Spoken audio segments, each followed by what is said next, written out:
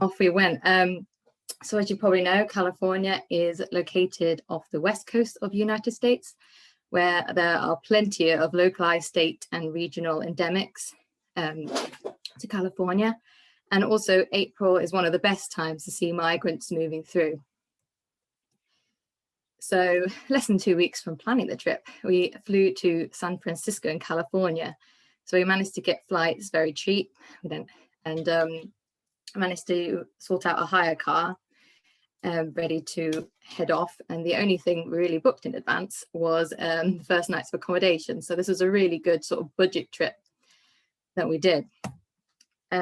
So I've got a map up here. So this is all the points that we took in our route.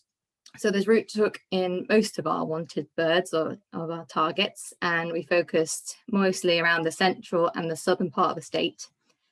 I'll do a quick run through. So we started a bit of a loop. So we started in San Francisco down to the Monterey area before heading east to Yosemite.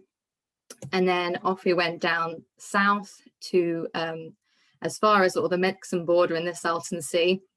And then we went back west to San Diego and finished in the Los Angeles region and headed back home. So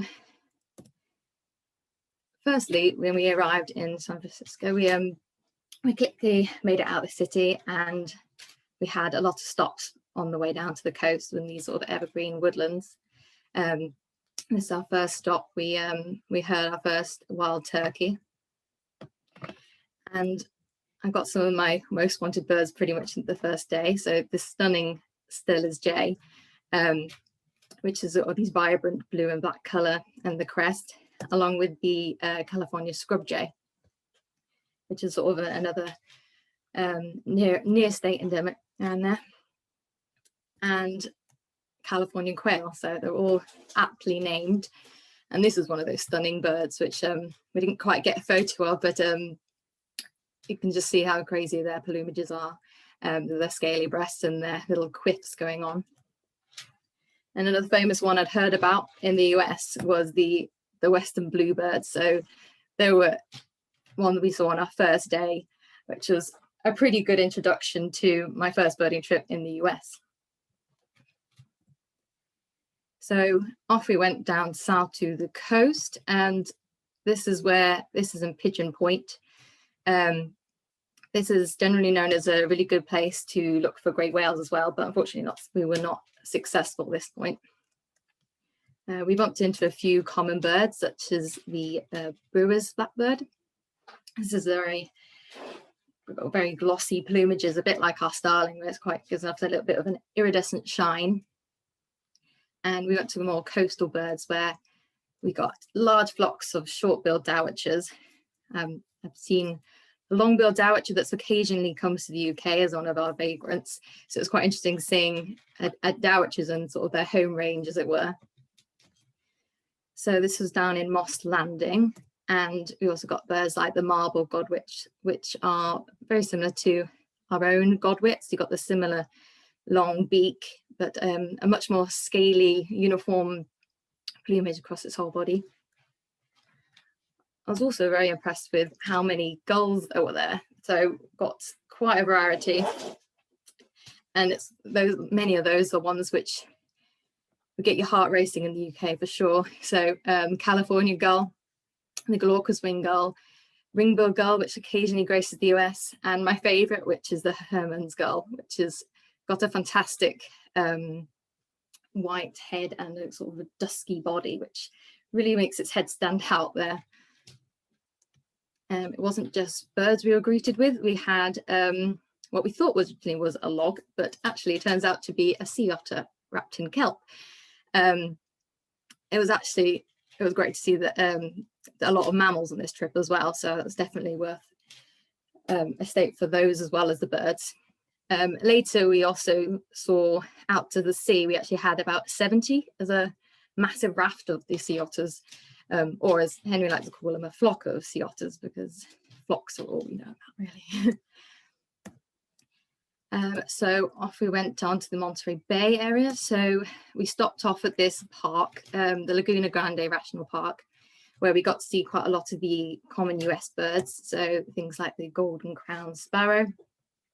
That's one thing I noticed about this trip was there's lots of amazing sparrows in the US.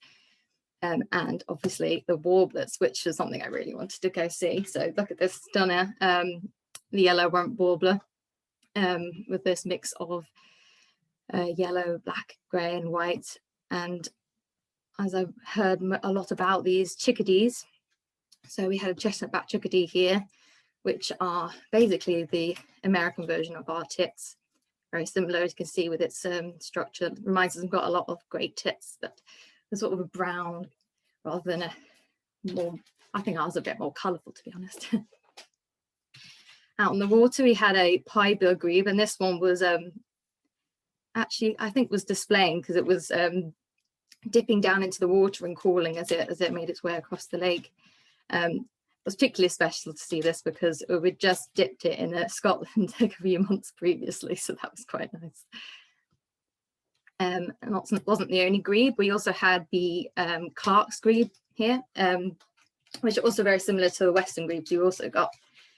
So the main difference between that, I think, if you can look close enough, is the is that have white in front of its eye, or the black cap extends up beyond the beak.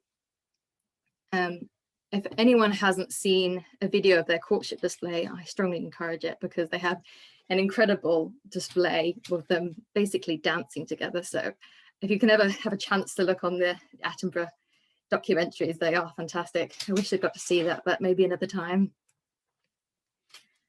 We also bumped into a hooded merganser, which apparently was quite a scarce record for the area. And of course, just point out that we had American coots, which look very similar to our own. So we weren't overwhelmed with different kind of birds, which is nice.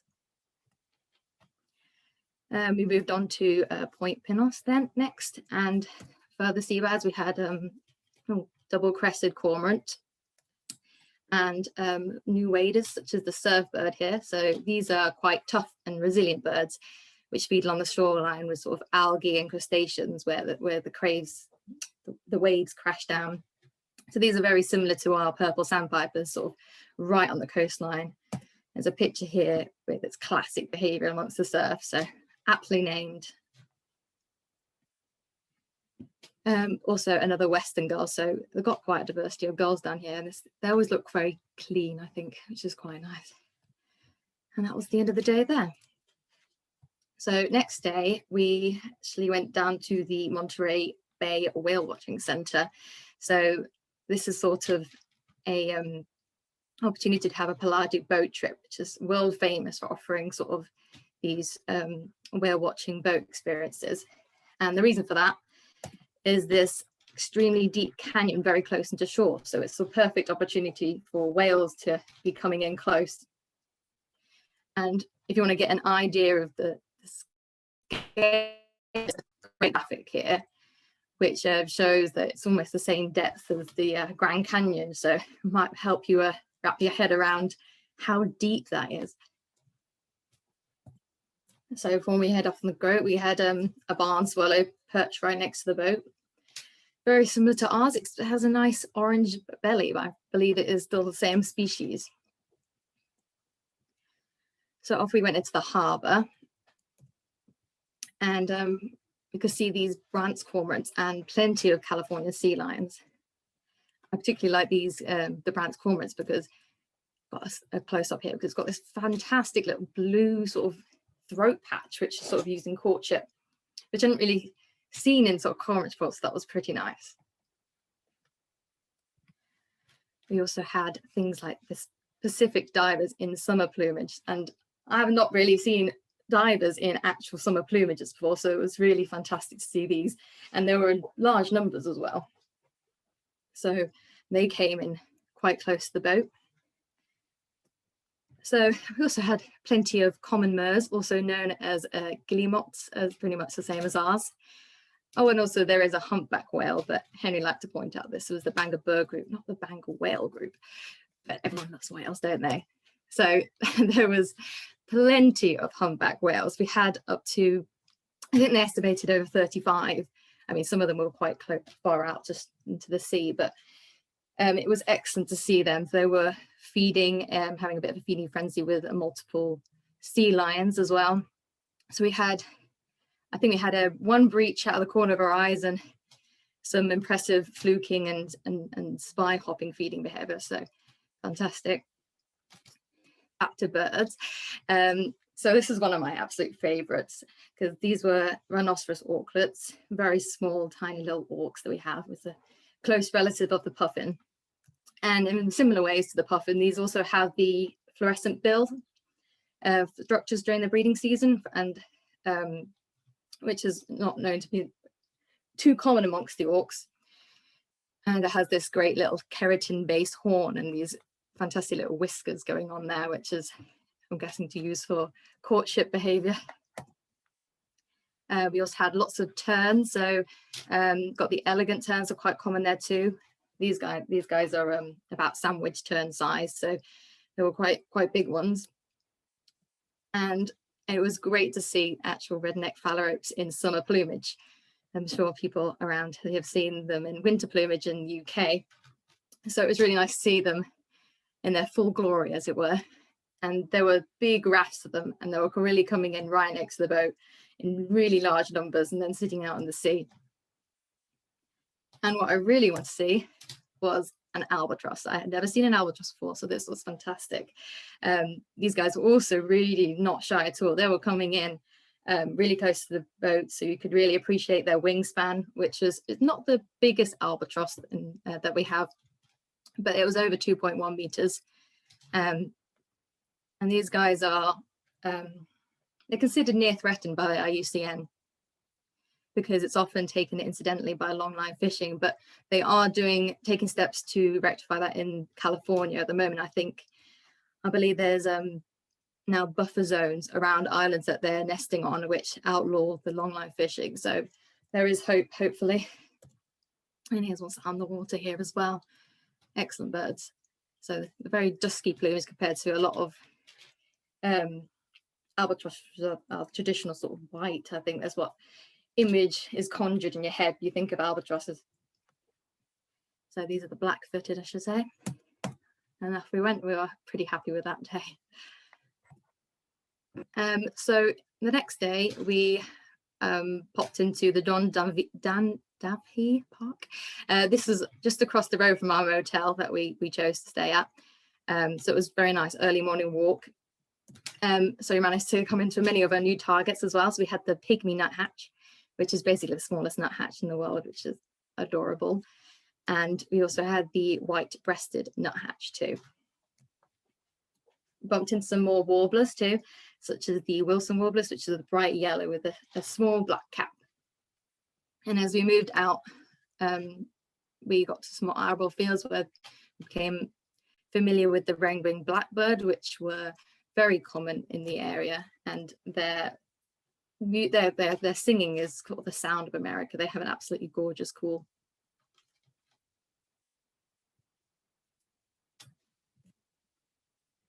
Right, next we went down south to the Big Sur coast. So this is a absolutely stunning coastline, and it's one of the most dramatic in the world, between the Pacific Ocean and the Santa Lucia Mountains. So we went down there for our target, which was the famous Californian condors. So I added this photo from the internet because it really shows you their size compared to a turkey vulture, as it has the condors have a wingspan of 9.5 feet and it weighs up to 25 pounds. So it is the largest land bird in North America. And it's also famous as being a successful conservation story, because in 1982 there was only 23 condors that was out in the wild. So they were all captured and placed in a captive breeding program, and I think that's worked out very well for them, because in 2008 there were more flying free in the wild than in captivity since the program began. And in 2019, they celebrated the 1,000th chick hatching since the recovery program started. So now we have over 500 individuals, over 300 of these are currently in the wild. So things are looking up for this species. We've had some things, some progress with lead ammunition being banned in California recently as well. So finally, this is our picture. We finally managed to see 3 flying overhead. So that was an amazing experience, really. So off we went up to the Central Valley, which is between the coast and the Sierra Nevada mountains. And it's a major fruit growing region, including, I think it's mainly famous for almonds. So we stopped off in the San Luis Reservoir. This is a great area to stop at because it's known as sort of a migrant trap, just due to like the small number of trees, and it's sort of an otherwise semi-desert landscape. So the first thing we bumped into was an amazing experience of a bald eagle chasing a osprey across the reservoir, which was excellent. And this is not our photo, but this is illustrated pretty much what we saw. And it's likely we're thinking that the bald eagle was trying to force the osprey to drop its prey. It wasn't the only bird of prey. We had plenty of red-tailed hawks on the trip as well. And its call should be very familiar to everyone, seeing as they add it to every bird call in movies nowadays lately, regardless of what actual species is calling. The area was also special because we got the tricolored blackbird, which is something we dipped on many other sites. This is a bird which is very similar to the red-ringed blackbird, and its most diagnostic feature is the sort of the white and red on its shoulder. But this can be very easily confused with the red-winged blackbird, which sometimes has an orange and red patch, which can trick us. It did trick us multiple times, actually.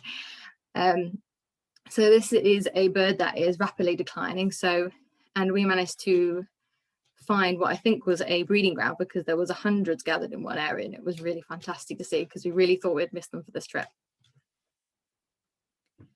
We also bumped into the Bullock's oriole, which is a lovely little bird, black and yellow, and a very, very striking white wing patch.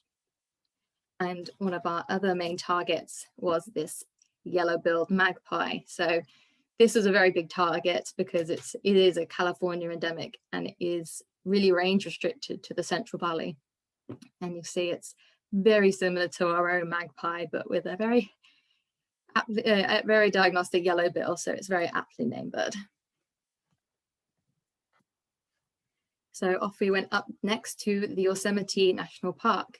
So as you sort of come to Yosemite, you're met with this incredibly stunning landscape view looking down into the valley. And our main reason to come down here is also this landscape, even if it's not the birds. So this is a national park, a World Heritage Site, and it's internationally recognized, and has 95% of it is designated wilderness. So it was definitely worth a visit. You've got some amazing sort of deadwood structures, waterfalls, and it's just phenomenal, really, landscape wise. You've got Henry here taking a photo of a bird. So what do we have? We had a song sparrow up here, so there are a few birds still around, and the red-shouldered hawk, which is a stunning little bird. I love that because it's got this russety brown structure and sort of stripy wings, almost hoopoe-like wings to that around. And also the very common American robin, not actually related to our robins whatsoever, so these are actually thrashers. And we also had lots of ravens, and they were actually almost acting like pigeons because they're on the ground, extremely tame, and pretty much trying to pick up tidbits. And so not the behavior you see of our ravens down here. it's not, can't go to Yosemite and not mention El Capitan, which is a very famous structure, which is cliff face, which is over 2,300 meters, which context is twice as high as Snowdon. If you're interested in sort of climbing videos, then there is a movie called Free Solo, which follows a climber, Alex Honnold, as he does a free solo climb of this rock, okay, without ropes. So I've got a few photos here that show the scale as you zoom in, and there's sort of some of the climbers that were there. Just, you can barely see them. If I just pull out again, it's just absolutely crazy. It's also got a massive elevational range up here, so it was absolutely boiling down in the valley, and then you can go up here to be absolutely covered in snow. And at the top, we did look here for the great grey owl, but unfortunately we didn't really have any gel on that, and you probably see how well camouflaged I think they can be. So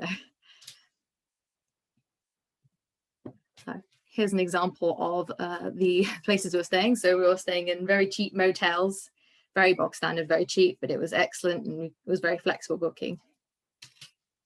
And when I go abroad, I like to try out the local cuisine of where I'm traveling to. So obviously we had to try out the waffle maker and the Fruit Loops, which unsurprisingly tasted of pure sugar, but I thought I'd add in the cultural aspect of this trip. There we go. We traveled a bit further south after that. This went to Mariposa.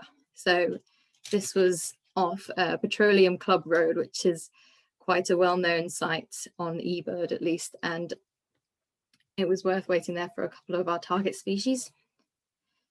So we also had a few mammals while we waited, this chipmunk or ground squirrel. I'm not as familiar with the mammals of the area, and also jackrabbit. So it was nice to get a bit of diversity in there too. And also, so while we were waiting, there's the dust grew. We had dozens of nighthawks over these plains, which was fantastic. So we didn't get any groters as sort of rapidly approaching dust sort of made photography very difficult with the light, but you do get this amazing display with the white fishes on the tips of their wings did create like a great spectacle. But finally, we picked out our main target. As you can see, my wonderful photo record shot. This is Liliconte's thrasher. This is quite very range restricted to California and bits of Arizona, just down into Mexico. This is what it actually supposed to look like. But you can see it's not the most colourful bird, but the curved bill, the lovely curved bill, sort of helped pick it out from the sparrows and mockingbirds in the habitat. So this is one of those birds which is very difficult to see. So heading west, we jumped into the Carrizo Plain National Monument site. I added this photo in because the rains really brought out this sort of spectacular display of colours from the blooming flowers, which doesn't happen too often. So that was quite a nice spectacle to come across. And we've bumped into plenty of these Western meadowlark, which is in the title of this talk, which is, you usually see them sort of, if you don't notice them and they fly away, then they look like quite a generic brown stripy looking bird until they perch up and turn around, and you get this flash of yellow on its throat and just above its eye, which is, and obviously the song is absolutely gorgeous. We also bumped into probably the most crazy diversity of sparrows here. I think we had more than this sparrows in this site, but just an example, we've got the Savannah sparrow, the Lincolns, and the lark sparrow, which is my favorite. Got some crazy face patterns, and you've got your work cut out for you trying to memorize all the different sparrows in this area. And this is another bird which we'd tried for in many different sites. It's the Lawrence's goldfinch, and it is very nomadic, so it's very difficult to pin down. And we dipped on multiple sites, so it's also very range restricted as well. So it was really special to come across this, and we even found a nesting site, which is quite cool. And it's got this gorgeous subtle sort of yellow and grey black colours, which I think a bit less gaudy than our own, but I love them all equally, obviously. Also the horned lark, so very similar to our shore larks. They were quite common along as well, singing their little hearts out. And also we had birds of prey, so got a couple of ferruginous hawks here, both the light and dark morph were in basically circling each other, and also a very distant golden eagle. But for size comparison, I've just had this really terrible photo, but mockingbird's not exactly small, so it gives you a nice idea of size difference. Loghead shrikes were a few around, very similar to our great grey again, but I've loved shrikes, and it had plenty of these thorned bushes to impale its prey, I'm sure. Not that I got to see that. Another red-tailed hawk here, they're very common around. So next we made the very long drive all the way down to the Salton Sea area. So we stopped off at this cattle call park, and just by the looks of it, you'd think it was a bit, maybe a house of birds, but I was actually blown away by how many bird species we had in this tiny little park. It was quite impressive. First we had a very small, tiny sharp-shing hawk. It's a smaller cousin of the Coopers, and a very large flock of cedar waxwings came into. And out we also got a green-tailed towie, which is just a crazy looking bird. Nothing we can relate it to, so it's got a very subtle green back and just this little red cap going on there. And one of our targets was the Gila woodpecker, if I'm pronouncing that correctly, which is love the palm trees in this park. And it had a lovely ladderback wing pattern, which is quite familiar with, similar to plenty of other woodpeckers in the US as well, and a tiny red crown. We also had this amazing line of bushes that was just a particularly thin line of bushes that all we had to do was wait there, and we had migrant after migrant pop through, and it was excellent. So this is the McGillivray's warbler. So it's got these lovely grey head and yellow body. Then we had a hermit warbler drop in, another strikingly colourful one. Then we had a verdin, and it just kept going. It was excellent. I'm sure we had plenty of others without photos, but it's amazing when you find that one spot where you just keep getting migrants popping through. I was also happy to see a vermilion flycatcher in the park as well. So this is another really colourful bird, so bright red and black, out catching flies in the park. And we popped into, we spotted a little mourning dove giving us a little glare as we disturbed her.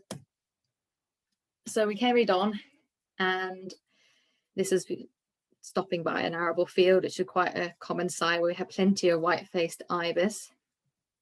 So here is another close photos, very similar to our the glossy ibis we occasionally get here with their iridescent colours.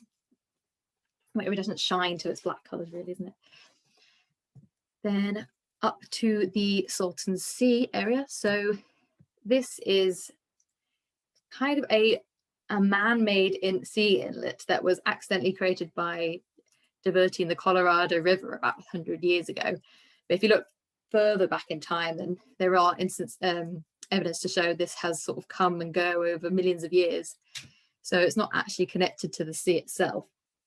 And so it's sort of, over time, it's currently shrinking and drying, because it's drying up, obviously, which is increasing salinity, which has been seen as a problem. But generally, it's recorded over 400 species here. And this is actually the joint highest diversity in the whole of the US as a site to go to. So it's definitely worth a visit. I've got a photo here of the American white pelicans, which are very abundant there. Black skimmers is what we also got there. So these are one of my most wanted birds ever since seeing them in a nature documentary. You can see they're sort of related to terns, but they've got this crazy bill that they're sort of adapted to them to feeding whilst flying over water surfaces, which we got to watch, which was really nice. Other water birds, we've got these waders, we've got least sandpipers here, and oh yeah, sorry. And then we went over to the Sonny Bono National Wildlife Refuge. This is a really nice site because they have this great structure, which I didn't get a photo of, but you can basically stand up on the structure and look down into the reed beds, so which gave us the excellent view of a Virginia rail scooting between the reeds and right directly underneath us, which was quite nice. We also heard the Sora and the Ridgeway rail, but they were much more elusive that day. Around the site, we also bumped into this killdeer. It's done its classic tending to having a broken arm as the mum tries to lure us away from its chicks to try and save them, which is adorable. So obviously we didn't want to stick around too long because obviously we didn't want the eggs to be in danger. So we moved off quickly whilst looking down to make sure we didn't accidentally stand on any of her eggs. That stunning little bird there, and very clever. Yes, also bumped into the one and only tanager of the trip, the western tanager.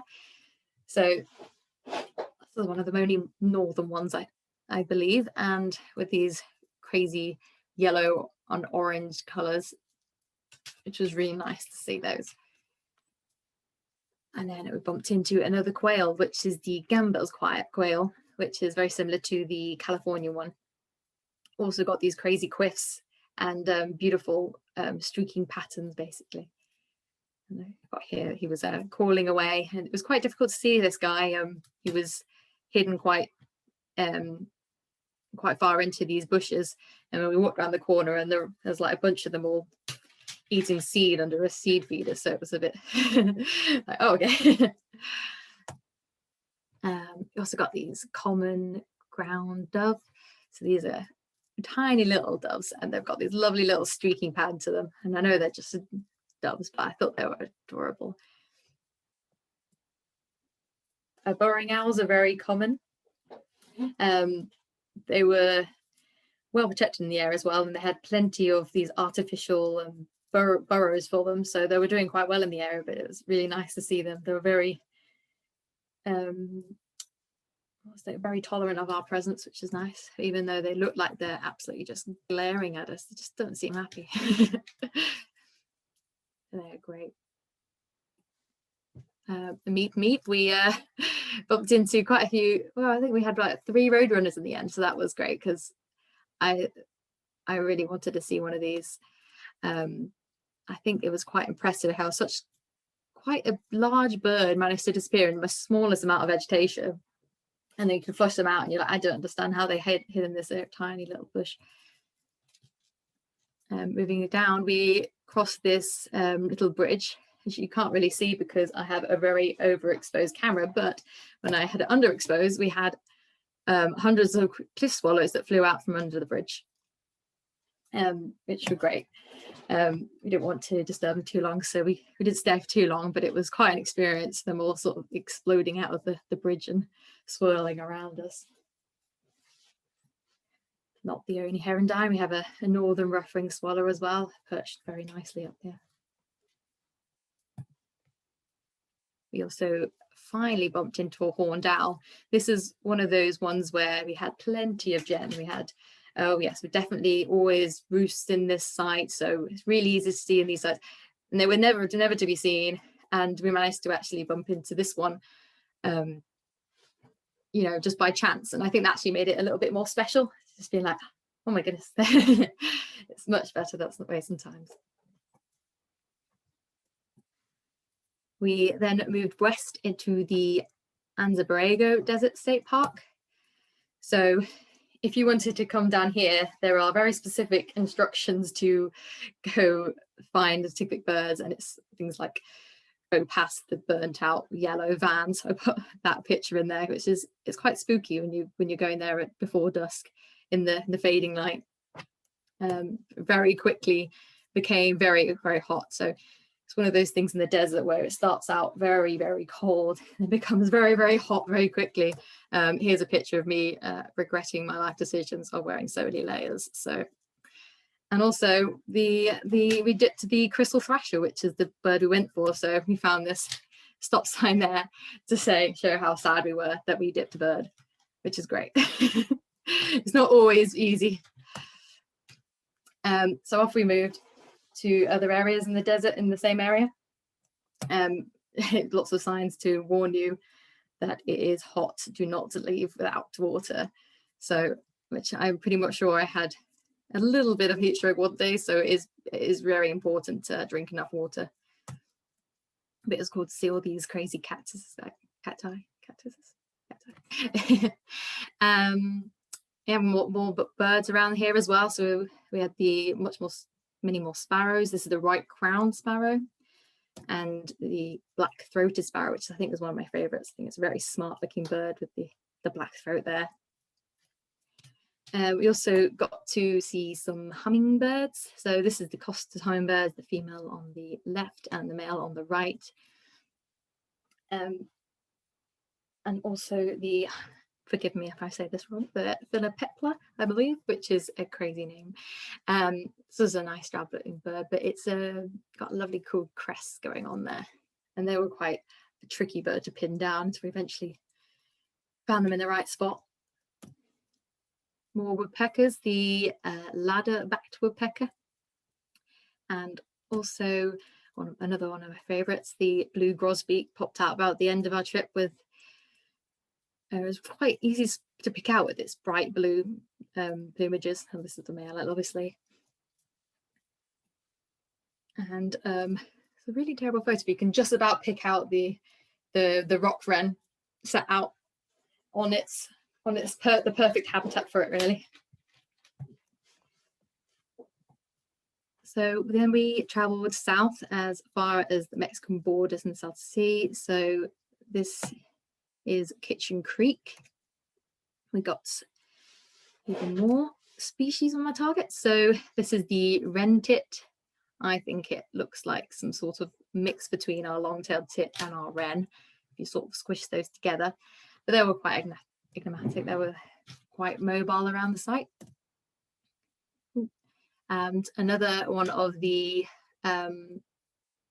thrashers. So this is a California thrasher. And as its name suggests, it's another sort of near state endemic. So often many of these species that are the first, they're named after California, they are usually state endemics or very near regional state endemics, really. More sparrows, got black chin sparrow here, but another little pink bill, which is quite cute. Another grosbeak, which I had to get a photo from the internet because our photos could not do it justice, was the black-headed grosbeak there as well, which is a great bird. So next we headed west to San Diego. So I've got a photo here which you can show. It's right on the outskirts, but it still has amazing habitat, even next to sort of the residential area. This was the Mission Trails Regional Park, which is a great place to visit, and it's got plenty of this chaparral habitat, which is the dry scrub, which many of these birds like. There's the spotted birds. It's very colourful. It's got these chestnut, black and white wings, and then you have the California chowie, which looks a bit more drab, but it's more range restricted and it's a near state endemic, so we'll let it off being a little bit drab.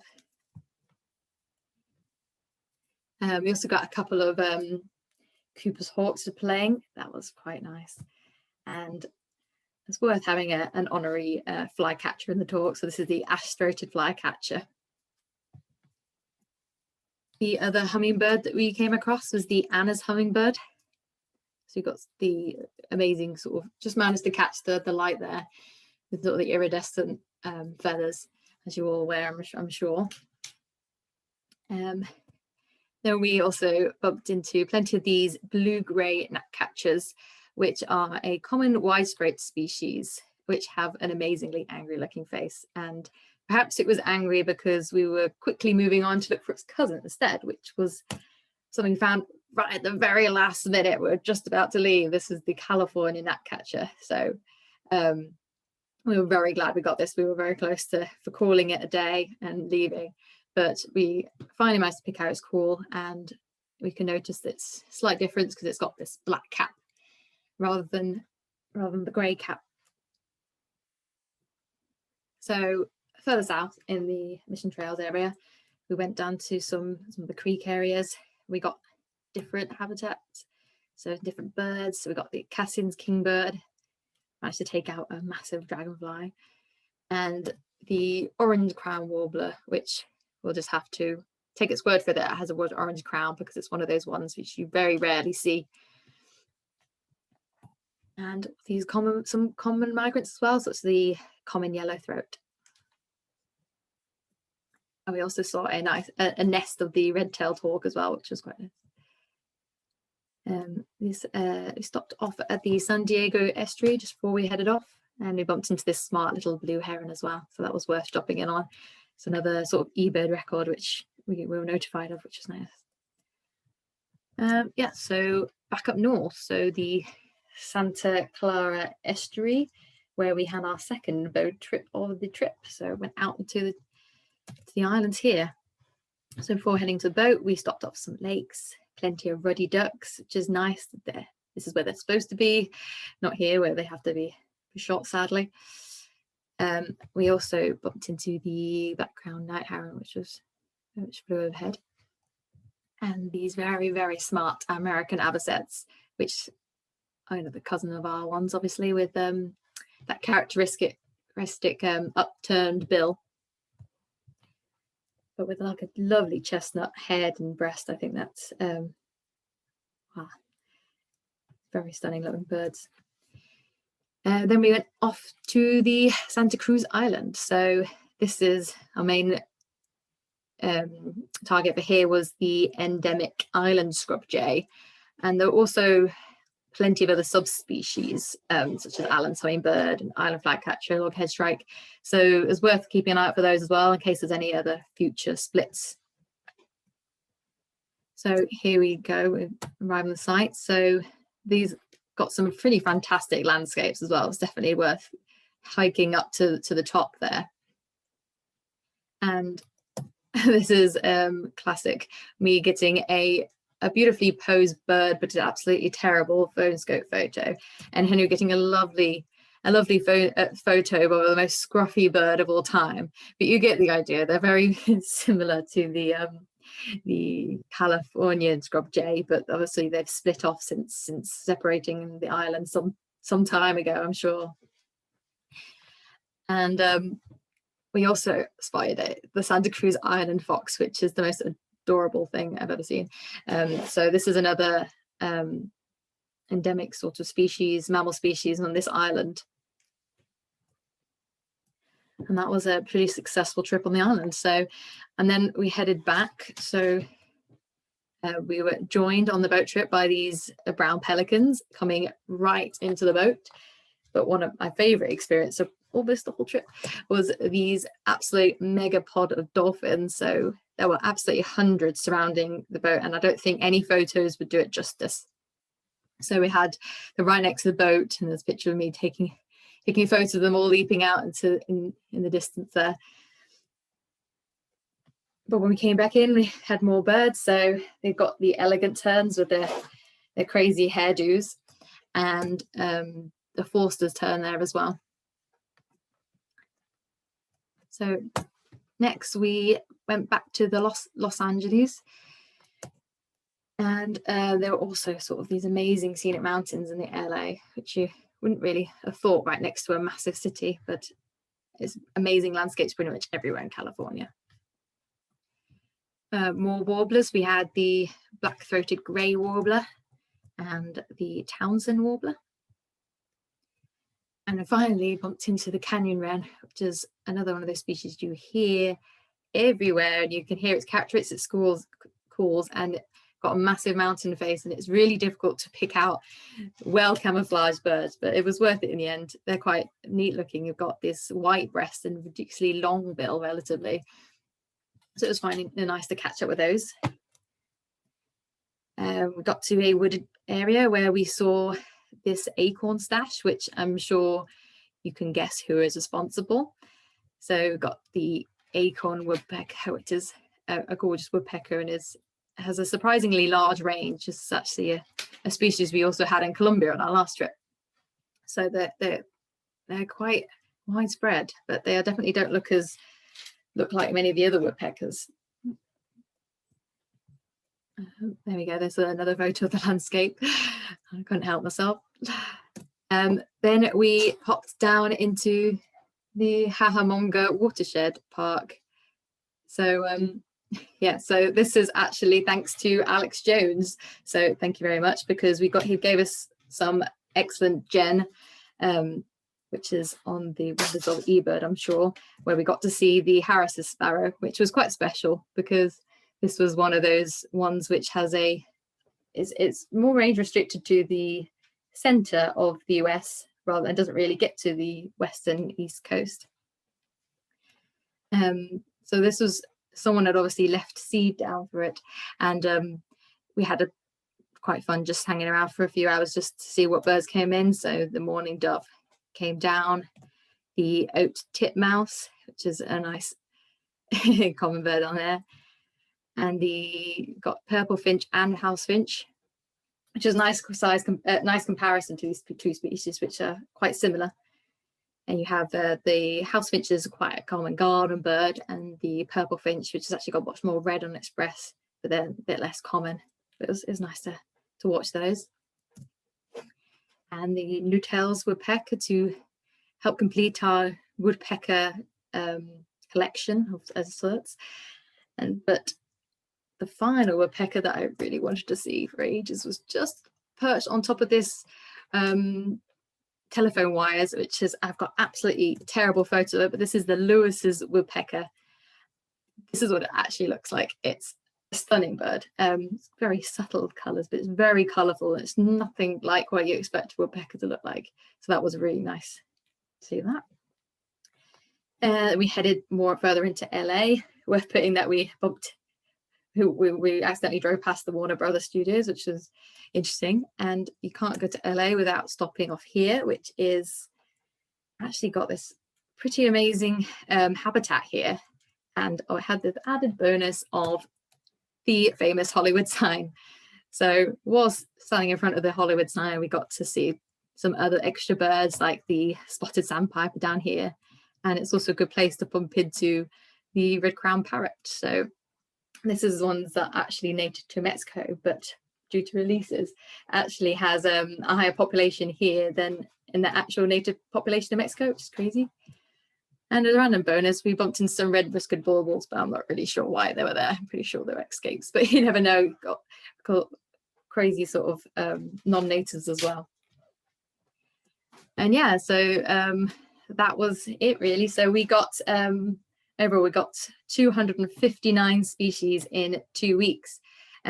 This trip was pretty relaxed actually. We managed to get pretty much all of our targets bar a few, and it's just a very, very satisfying trip and very cheap as well. So I definitely recommend going to California if you can, maybe when it's safe to do so. But yes, thank you so much for listening.